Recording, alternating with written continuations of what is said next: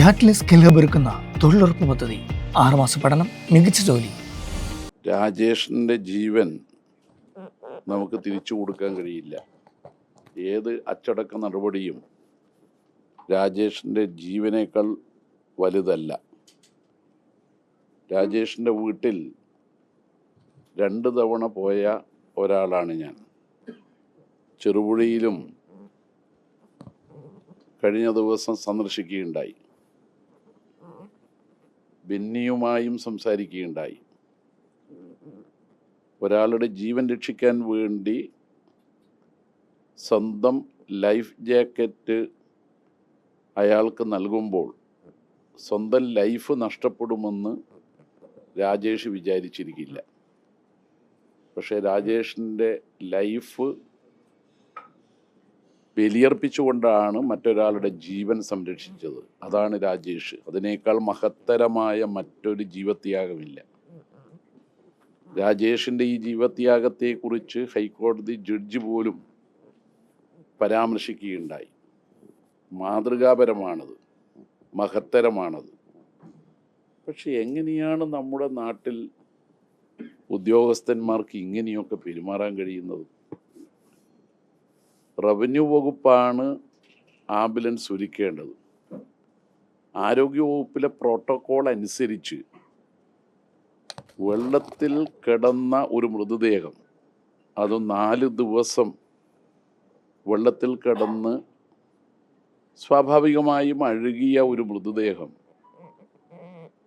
ഫ്രീസറില്ലാതെ കൊണ്ടുപോകാൻ പാടില്ല എന്ന വ്യവസ്ഥ അറിയാത്തവരല്ല ആരോഗ്യ വകുപ്പിലെയും റവന്യൂവിലെയും ഉയർന്ന ഉദ്യോഗസ്ഥർ.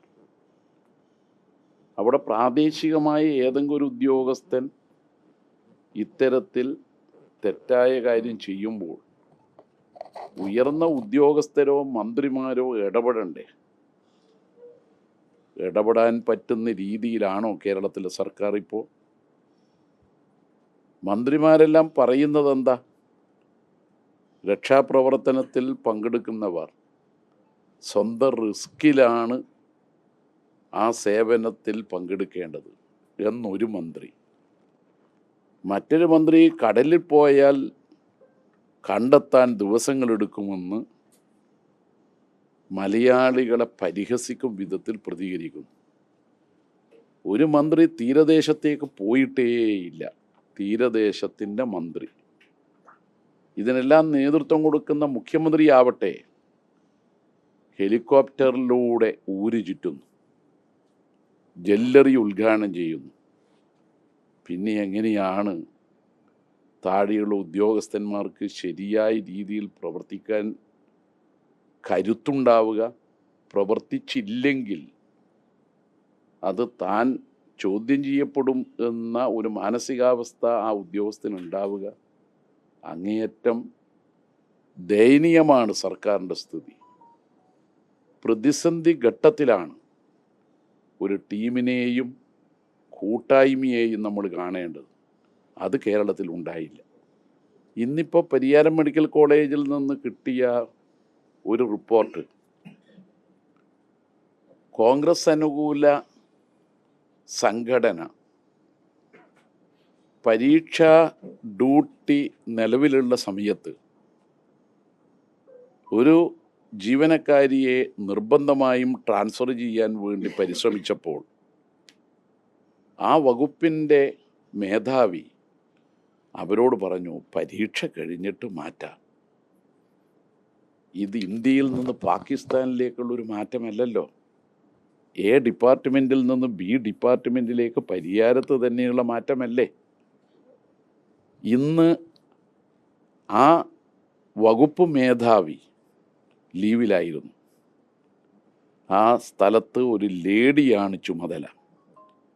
ആ ലേഡി ഡോക്ടറെ പറയാൻ ഇനി ബാക്കിയൊന്നുമില്ല. മലയാള ഭാഷയിലുള്ള എല്ലാ തെറിയും കൊണ്ട് അഭിഷേകം ചെയ്ത് ആ ലേഡി ഡോക്ടറെ കയർത്ത് സംസാരിച്ചതിനെ തുടർന്ന് പെട്ടെന്ന് ഹൃദ്രോഗ വേദനയുണ്ടായി ആൻജിയോഗ്രാം ചെയ്തിരിക്കുകയാണ്. എന്താ ഇത് കേരളത്തിൽ വെള്ളരിക്ക പട്ടണമാണോ? മുഖ്യമന്ത്രി കഴിഞ്ഞ ദിവസം സെക്രട്ടേറിയറ്റിലെ ഒരു കോൺഗ്രസ് അനുകൂല സംഘടനയുടെ സമ്മേളനത്തിൽ പറഞ്ഞു, ട്രാൻസ്ഫറൊക്കെ ഉണ്ടാവും, ഓർത്തു വെച്ചോ. ആ ഭീഷണി സ്വരത്തിലുള്ള സംസാരമല്ലേ പരിയാരം മെഡിക്കൽ കോളേജിലെ കോൺഗ്രസ് അനുകൂല സംഘടനയുടെ ആളുകൾക്ക് ഒരു ഡോക്ടറുടെ മേക്കിട്ട് കയറാൻ കരുത്ത് നൽകിയത്? ആരോഗ്യമന്ത്രിയുടെ പ്രൈവറ്റ് സെക്രട്ടറി ഒരാശുപത്രിയിലെ ഡോക്ടറെ കാണിച്ചു തരാമെന്ന് പറഞ്ഞിട്ടുള്ള ഭീഷണിയല്ലേ? ഡോക്ടർമാരുടെ സംഘടന പ്രതിഷേധിച്ചില്ലേ? അതുകൊണ്ട് ഭരണം കയ്യിൽ കിട്ടിയപ്പോൾ 102 വോട്ടിൻ്റെ ഭൂരിപക്ഷം ഉണ്ടായപ്പോൾ ധിക്കാരത്തിൻ്റെയും ധാർഷ്ട്യത്തിൻ്റെയും അഹങ്കാരത്തിൻ്റെയും പാതയിലാണ് UDF. അതിലൊന്നാണ് അങ്ങേയറ്റം വേദനാജനകമായ വിധത്തിൽ മൃതദേഹത്തോട് അനാദരവ് കാട്ടിയ ഉദ്യോഗസ്ഥന്മാരുടെ നടപടികൾ. കലക്ടർ തെറ്റുപറ്റി എന്ന് തുറന്ന് സമ്മതിച്ചത് തീർച്ചയായും നല്ല നിലപാടാണ്. നടപടി എടുത്തതും പൊതുവെ നടപടിക്ക് വിധേയമാകേണ്ട ആളാണ് എന്ന കാര്യം വ്യക്തമാക്കുന്നതാണ്. പക്ഷേ ആ നടപടി കൊണ്ടൊന്നും ജീവൻ നഷ്ടപ്പെട്ട രാജേഷിൻ്റെ കുടുംബത്തിന് പകരമാവില്ല. ആ കുടുംബത്തെ സർക്കാർ സഹായിക്കണം. ആ കുടുംബത്തിന് സ്വന്തമായി വീടില്ല, വീട് പണിയിലാണ്. രാജേഷിൻ്റെ ഒരു പ്രത്യേകത, 2018 മുതൽ മുണ്ടക്കൈ ദുരന്തം വരെയുള്ള എല്ലാ ദുരന്തഭൂമിയിലും മറ്റാരും പറയാതെ കേരളത്തിലെ മത്സ്യത്തൊഴിലാളികൾ, മലയാളികൾ പ്രതിസന്ധിയിലാവുമ്പോൾ രക്ഷപ്പെടുത്താൻ സൈന്യമായി പ്രവർത്തിച്ചതുപോലെ സ്വന്തമായി സുഹൃത്തുക്കളെയും കൂട്ടി കാശ് മുടക്കി രക്ഷാപ്രവർത്തനത്തിൽ ഏർപ്പെടുന്ന ഒരാളാണ്. അദ്ദേഹത്തിന് സ്വന്തമായി വീടില്ല. അദ്ദേഹത്തിൻ്റെ സഹോദരൻ കുറച്ചു മുമ്പാണ് മരണപ്പെട്ടത്. അദ്ദേഹത്തിൻ്റെ 2 കുട്ടികൾ 9ാം ക്ലാസ്സിലും 8ാം ക്ലാസ്സിലും പഠിക്കുന്ന കുട്ടികളാണ്.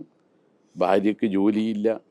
അതുകൊണ്ട് ആ കുടുംബത്തെ സംരക്ഷിക്കണം, വീട് നിർമ്മിച്ചു കൊടുക്കണം, ഒപ്പം കുടുംബത്തിൽ ഒരാൾക്ക് ജോലി കൊടുക്കണം.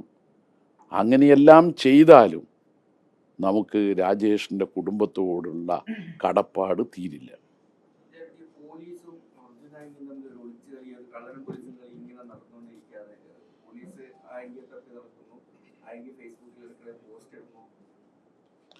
തൂഫാനെ പോലെ ആയെങ്കിയെ തൂക്കണം.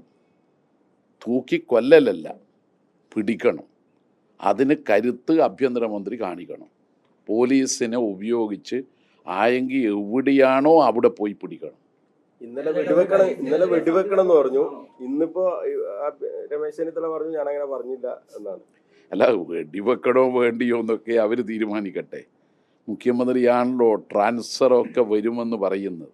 വെടിയൊക്കെ വരുമെന്ന് ആഭ്യന്തരമന്ത്രി പറഞ്ഞിട്ടുണ്ടാവാം. പക്ഷേ കേസുകളിൽ പ്രതിയായ ഒരാൾ പോലീസിനെ വെല്ലുവിളിച്ച് നടക്കുന്നത് ആശ്ചര്യകരമാണ്. അർജുനായെങ്കിൽ പറഞ്ഞത് ഫേസ്ബുക്കിൽ പറഞ്ഞത്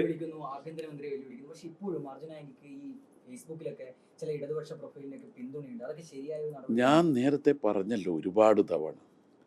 ഞാനല്ലേ നേരത്തെ പറഞ്ഞത്, കൊട്ടേഷൻ സംഘത്തിൻ്റെ ഒരു പിന്തുണയും CPM-നോ ഇടതുപക്ഷത്തിനോ സോഷ്യൽ മീഡിയയിലുള്ള ആശയപ്രചരണത്തിൻ്റെ ആവശ്യമില്ല.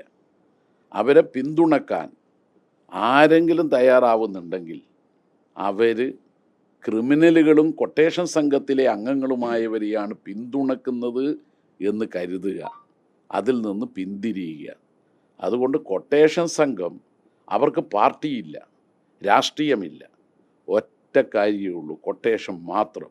കൊട്ടേഷൻ സംഘത്തെ കൊട്ടേഷൻ സംഘമായി കാണണം. ഈ സംഘങ്ങളെ പോറ്റി വളർത്തിയത് മുൻ ജില്ലാ സെക്രട്ടറി ആണെന്ന് പറഞ്ഞിട്ട് CPM-ന്റെ മുൻ കമ്മിറ്റി അംഗവും മനു തോമസ് ഇങ്ങനെ അതിലൊന്നും ഒരു വസ്തുതയില്ല. വെറുതെ ഒരാളെ കണ്ടുകൂടായിക കൊണ്ട് ഒരാളുടെ മേൽ പഴിചാരി പോകുന്നത് ഉചിതമല്ല. സത്യം സത്യമായി കാണണല്ലോ. CPIM അദ്ദേഹം അടക്കമുള്ള കമ്മിറ്റിയാണ് അന്ന് ഈ കൊട്ടേഷൻ സംഘത്തെ തള്ളിപ്പറയണമെന്നും പേരെടുത്തുകൊണ്ട് പരസ്യമായി പറയണമെന്നും തീരുമാനിച്ചത്. ആ ജോലി പാർട്ടിയുടെ ജില്ലാ കമ്മിറ്റി തീരുമാനിച്ചപ്പോൾ നിർവഹിച്ചത് ഞാനാണല്ലോ. പാർട്ടിയുടെ ഏതെങ്കിലും ഒരു വ്യക്തിയുടെ തീരുമാനമല്ലല്ലോ, അത് കൂട്ടായ്മയുടെ തീരുമാനമാണല്ലോ. അതുകൊണ്ട് അതിൽ CPM-ന് അശേഷം സംശയമില്ല. ഇവിടെയുള്ള CPM-നോ തിരുവനന്തപുരത്ത് സംസ്ഥാന നേതൃത്വത്തിലുള്ള CPM-നോ ഒരു സംശയവും അക്കാര്യത്തിലില്ല. ഈ അർജുൻ നായക് ഫേസ്ബുക്ക് പോസ്റ്റിൽ പറഞ്ഞത് ഈ പിടികൂടാനുള്ള ശ്രമങ്ങൾ നടക്കുന്ന സമയത്ത് ഞാൻ വളർന്നു വന്ന പാർട്ടി വേറെയാണ് എന്ന് പറഞ്ഞുകൊണ്ടാണ് രമേശ് ചെന്നിത്തലയെ വെല്ലുവിളിച്ചത് ആഭ്യന്തരമന്ത്രി. ആ പാർട്ടി കൊട്ടേഷൻ പാർട്ടിയാണ്, അതിലെന്താ സംശയം? കൊട്ടേഷൻ പാർട്ടി ആ രാഷ്ട്രീയ അതാവാനേ സാധ്യതയില്ല.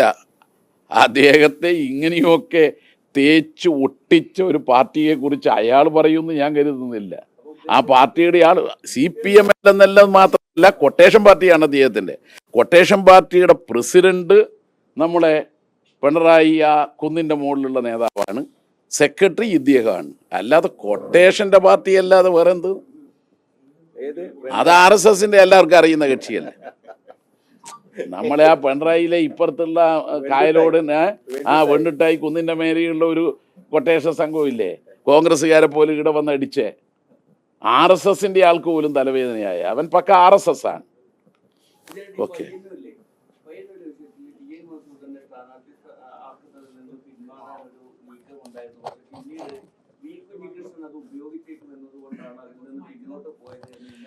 അതെല്ലാം നേരത്തെ ചർച്ച ചെയ്ത് ഒരുപാട് തവണ പറഞ്ഞു കഴിഞ്ഞതാണ്. ഇപ്പോൾ അവിടുത്തെ MLA-യോട് പറയേണ്ടത് ആ ദുരിതം അനുഭവിക്കുന്ന രാജേഷിൻ്റെ വീട്ടിൽ പോയി അവരെ ഒന്ന് ആശ്വസിപ്പിക്കാൻ പറ.